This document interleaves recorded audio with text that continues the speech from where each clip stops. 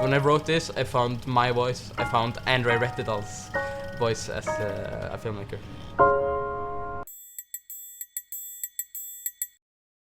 I am from Norway. Very small town in Norway which has no culture at all.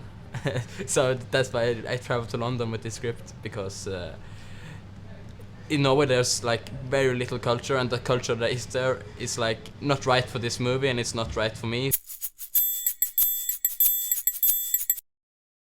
I wrote a theater for my schoolmates to play in, and everyone was bragging about it, and everyone thought it was so fun that I thought, okay, I'm going to write movies. And I thought, okay, I don't want to give my script away to someone, and I want to, because I have so many ideas on how to make it, how to direct it. So that's basically when I said, okay, I want to be a writer-director. I'm going to be a writer-director.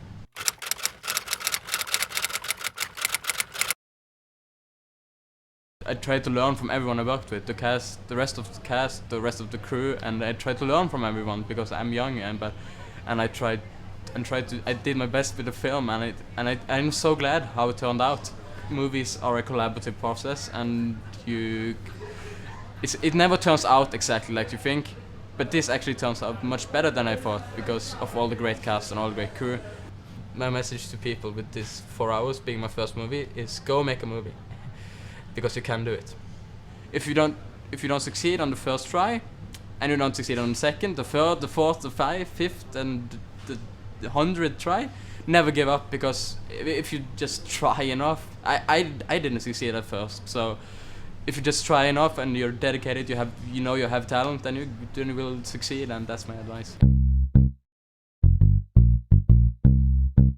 In 5 years, I see myself making movies. I see myself entertaining people.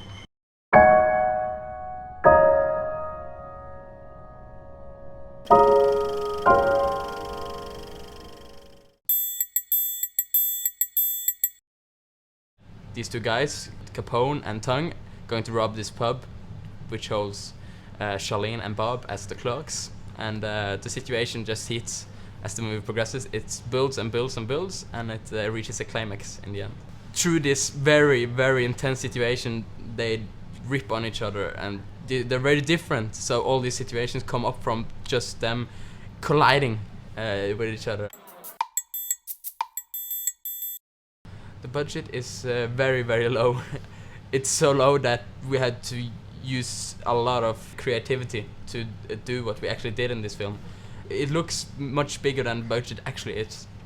I didn't limit myself when I write the story. I didn't think, oh, I can't have that because that's expensive. I rather thought, okay, maybe I can't do it that way, but I have to do that because it's fun. So rather than just deleting everything, I just thought of creative ways to do the same thing, but not in an expensive way.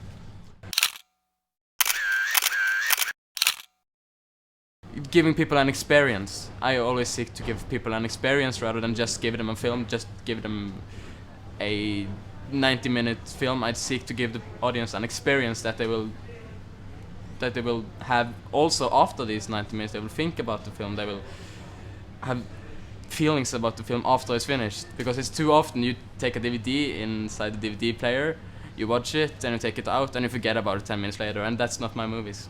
You think about them for days afterwards.